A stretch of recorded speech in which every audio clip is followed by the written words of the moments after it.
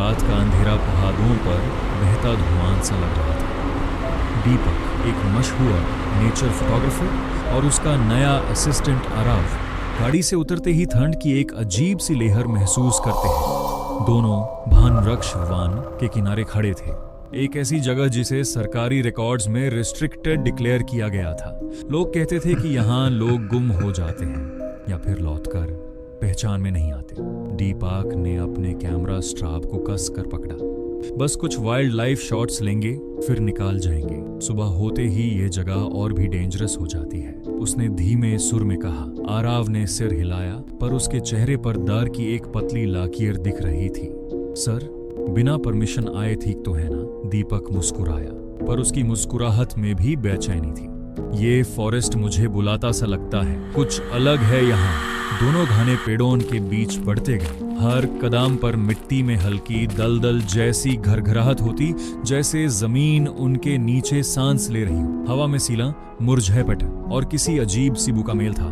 कुछ दूर जाकर आरव रुक गया। सर, ये आवाज कैसी? कहीं दौर से हल्की क्लिक क्लिक क्लिक की आवाज आ रही थी, बिल्कुल कैमरा शटर की तरह। दीपक का दिल एक पाल के लिए रुक गया। यहाँ और कोई फोटोग्राफर नहीं हो सकता। दोनों आवाज की तरफ बढ़े। पेड़ों के बीच एक छोटा सा खुला मैदान था और वहां उनकी सांसें थम गई। पेड़ों पर लटके फोटोग्राफ्स।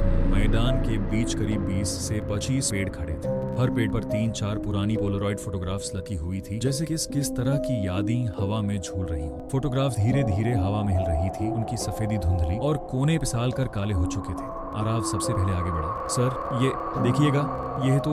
दीपक ने जैसे ही एक फोटो को हाथ लगाया, उसके पैर से तकात निकाल गई। फोटो में वो खुद था, कल रात के कब्दौन में, और वो कैमरा पकड़े पेड़ों की इसी लाइन में खड़ा था, बिल्कुल उसी एंगल से जहां वो अब खड़ा था। आराव ने कंपते हाथों से एक और फोटो उठाई।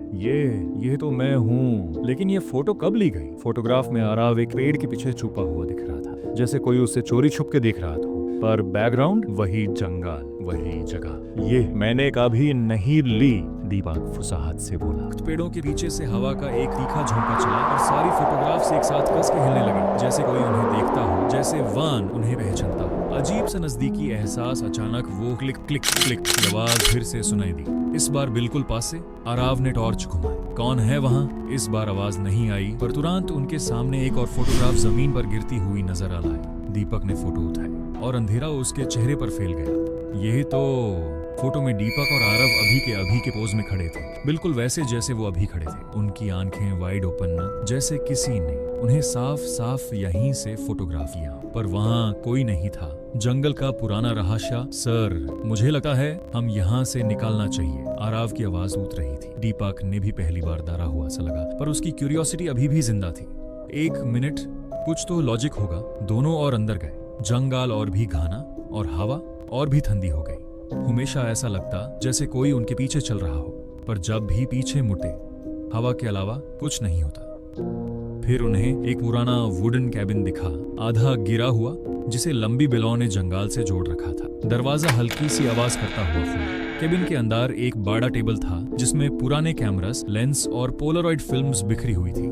जमीन पर एक डायरी पड़ी थी, जिसमें लिखा था, ये वन चेहरों को याद रखता है। जो भी यहाँ आता है उनकी यादों को चूज लेता है और फिर उनकी तस्वीरें पहले से ही इस जंगल में लटका देता है। लोग इस जंगल से जाते नहीं, ये जंगल उन्हें छोड़ता नहीं। आराव डायरी पढ़कर पीछे हट गया। सर, हमने गलती कर दी यहाँ आकर। दीपक ने डायरी बैंड की, पर उसकी आंखों में दार से ज्यादा एक सूझबूझ थी, जैसे कुछ कनेक्ट कर रहा हो। कभी किसी ने बोला था, यहाँ लोग खोना स्टार्ट हो जाते हैं। शायद जंगल उनकी प्रेजेंस को स्टोर करता है, पर उसका सेंटेंस अधूरा रह गया। कैबिन के बाहर जोर का शटर क्लिक हुआ। एक नहीं, कई तक तक तक तक। दोनों कैबिन से बाहर भागे और जो उन्होंने देखा, उनका खून जम गया।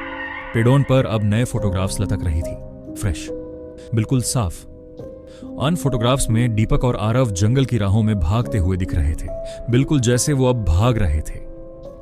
एक और फोटो नीचे गिर रही थी, स्लो मोशन में। दीपक ने कंपल्शन में वो फोटो देख ली।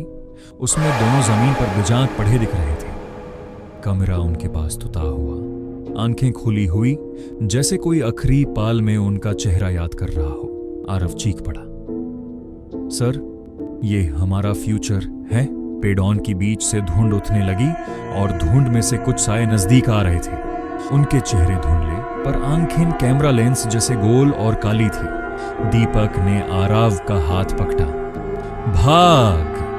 अंत जो समझ नहीं आता, दोनों रात भर भागते रहे। सुबह होने पर एक फॉरेस्ट गार्ड ने उन्हें रोड के किनारे बेहोश पाया, पर उन्हें होश आने पर सबसे अजीब बात यह लगी, उनके कैमरा में कोई भी फोटो नहीं थी। पर न्यूज में अगले दिन एक खबर चली।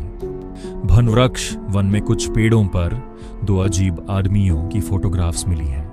ऐसा लगता है जैसे उनका चेहरा हवा में खुद ब खुद कैप्चर हुआ हो।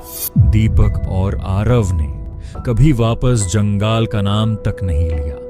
पर रात को जब दीपक अकेला होता है, यूं लगता है कोई उसकी तस्वीरें खींच रहा है, बिना कैमरा के, बिना आवाज के। और कभी कभी एक शटर साउंड उसके कान के पास से गुजरता है, क्लिक।